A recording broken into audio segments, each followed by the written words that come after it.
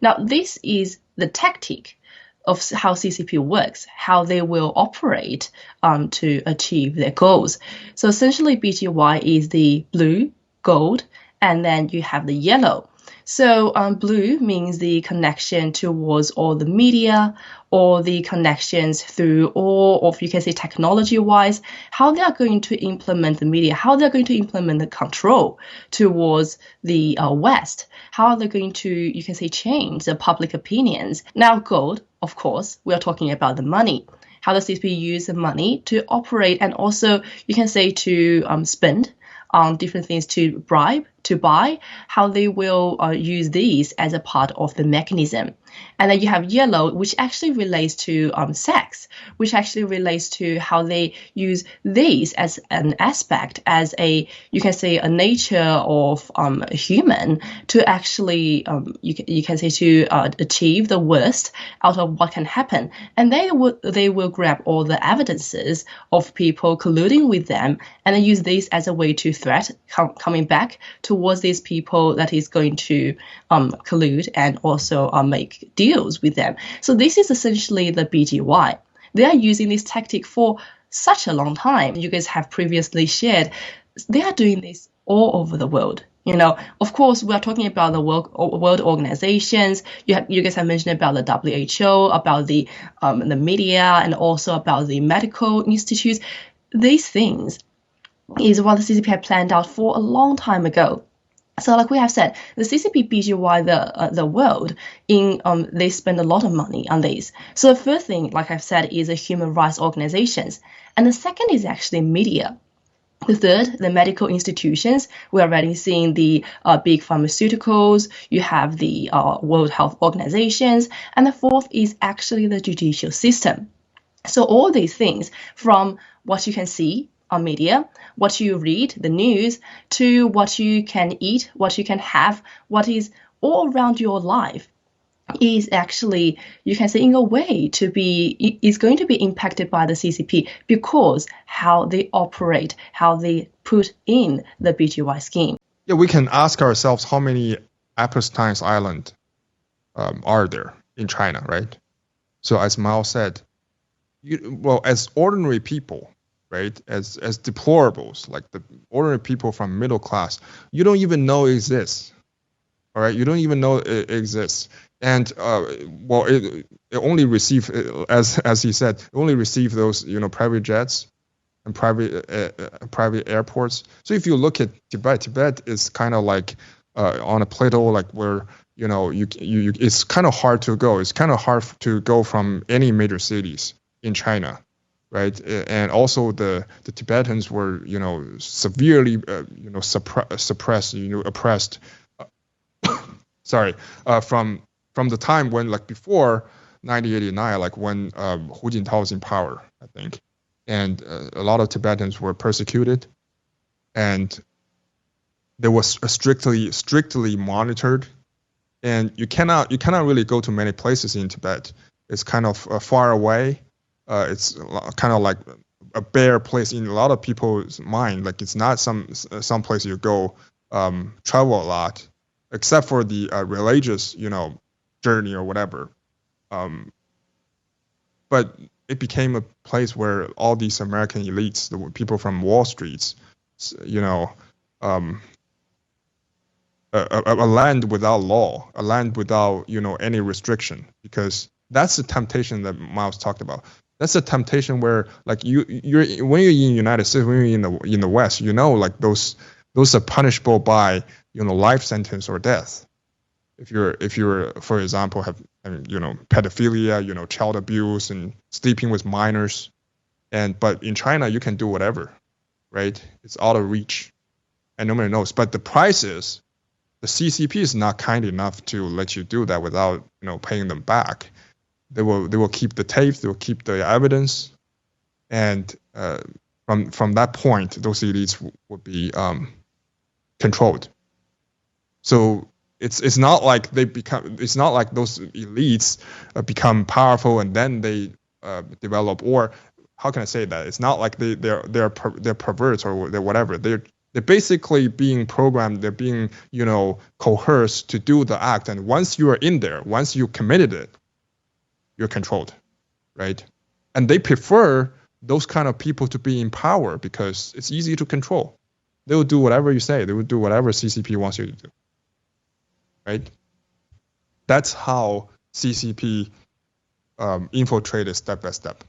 So first, I wanted to add a little bit about the organ transplanting, just a little bit about the process, because I'm a biology major. I study a little bit into that. I'm a little bit familiar. So what you meant a little bit by keeping the person that's giving the organ, or they're harvesting the organ from, they have to be alive, is because if you were to do a transplant, right, there's going to be a period of time where they're going to not have the organ within their body. Say if the person you mentioned, he did a heart transplant, right? So they actually had to put a pump to replace his heart for just a little bit. So that's why they have to do it live. And what he meant, what Miles meant by doesn't matter about if they need to go through 100 people, if they need to kill 100 people just to find the right match, is because sometimes after you do the transplant, even if the blood type and stuff matches up, your body might still reject it, right? It might treat it as like a foreign object in your body, so they would create like an allergic reaction where your body is attacking the organ. So that's why they have to go through so many people just to find the right match sometimes because of this.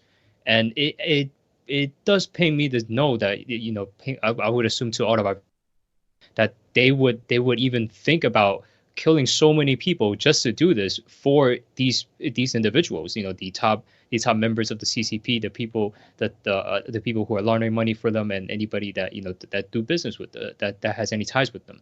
And it's also scary for these people as well, because the person you just mentioned, the amount of wealth he has is not like a regular billionaire. This is on like the top richest people in the world.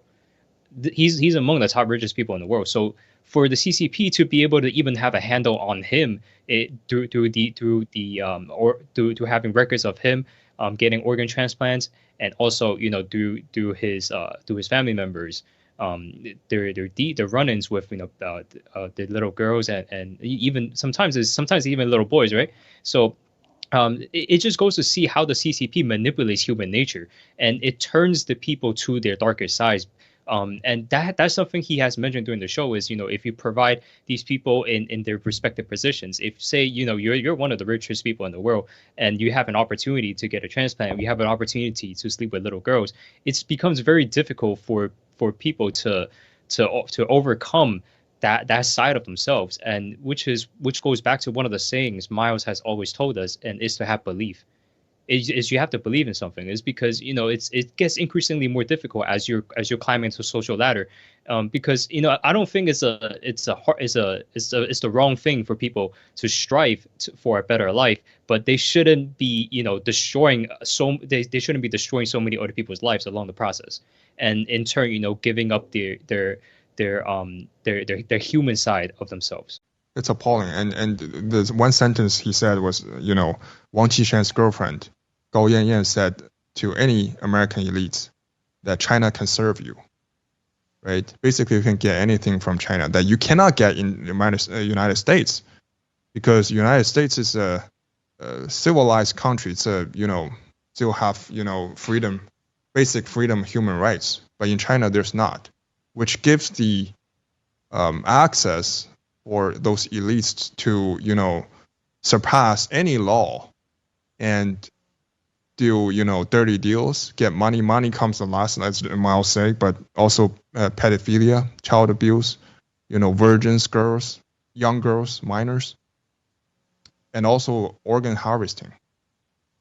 We released the first clip. It's on NFSC Speak Twitter account, and a lot of people basically didn't really understand. They ask, what's the point of you exposing the best organ transplanting hospital, which is Peking University Hospital, so which proves a lot of our naive American people, they cannot even fathom, they cannot even imagine something like this. It's organ harvesting is to take the organ.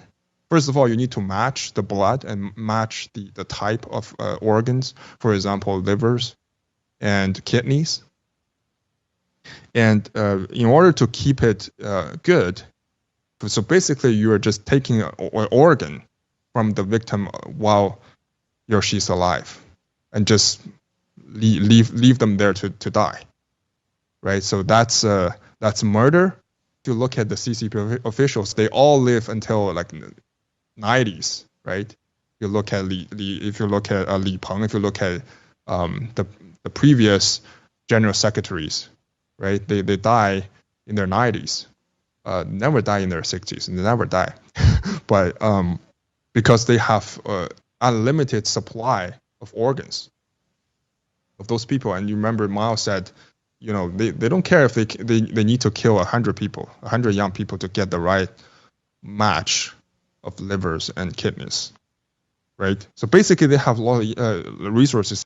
Li Jiacheng was the richest person in Hong Kong, as CCP was able to basically threaten him with his experience of doing this organ transplant, and also with the videotapes of his younger son, doing, having sex with minors and young girls, and they basically had the tapes. So basically, the CCP was, extorting Li Jiacheng and threatening him to sell his own property to hand it over to CCP, or the CCP would release those, or would basically arrest him, I think, with those materials. We the people, for the first time in modern history, are able to play an active role in history just by spreading the information around. And if you make enough noise, the plans change. Just think about the most recent intel we gave out. The plans changed. So sometimes it doesn't necessarily say like it's gonna 100% match up, because we want to be able to contribute to be able to ease the situation just by making the information available for everybody, just so that they can no longer proceed with the plans. Just think about if back in 2017, when Miles reviewed the 13579 plan, if people turn a more urgent attention to that, there might not even be a COVID virus. These are some things that we will have to consider when we talk about intel, and why, like Roy said, it's not a prediction. This is their plans, and the most we can do as we the people is to really make sure the information is able to go far and wide. I got to say just two thoughts on that. First, like, prayers to Miles. He's doing God's work. Like, he's really, like, it's amazing. And you figure, here's a super rich dude who could have just like retired and lived the easy life, and he chose to take on the Communist Party of China. Miles, it's even worse, because like they want to Epstein the guy, I'm sure, and they would like nothing more than to shut him up. So, prayers to him and his family and what they're going through. And I love going back watching the older Miles Go videos, because it's like predictive of the future. Like when he's talking about the COVID virus and what they're planning, and then you're watching, you're like, when was this video? Let me check the date. Oh God, that was 2017, 2018. And it's like a year or two before it happened, and he's just spelling it out. And it's like, oh my God, why didn't I know this before? We could have done more to prevent it. And that's why, all the whistleblowers that are forwarding you guys documents and information, like, you guys are making a difference. And we gave a ton of credit to the new federal state of China after the October 7th attack, when Hamas attacked Gaza, because you guys all of a sudden started releasing information about the tunnels and what's going on, some of the new weaponry, because I think for me that's been an eye opener that China is using a lot of alternative weapons rather than just static warfare like we think of in America. And it was like the information came out, and then we had Roy on the show, and he's talking like these tunnels are bad. If Israel goes in there, and I mean, they were loaded up, they had tanks loaded at the border, ready to plow through. And the new federal state of China released a lot of information about caution and some of the things that could happen.